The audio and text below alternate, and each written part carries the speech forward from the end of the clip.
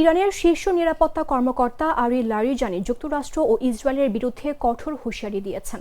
এক্সে দেয়া এক পোস্টে তিনি বলেন, গতকাল ইরান যুক্তরাষ্ট্র ও ইসরায়েলের দিকে ক্ষেপণাস্ত্র নিক্ষেপ করেছে এবং তা আঘাত এনেছে।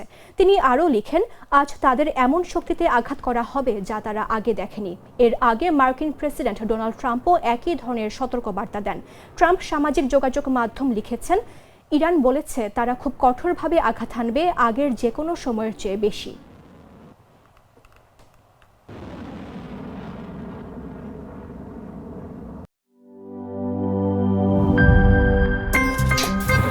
আমার একটা স্মার্ট সিদ্ধান্তে 25% গ্যাসের খরচ কমেছে। ভাবছেন কিভাবে?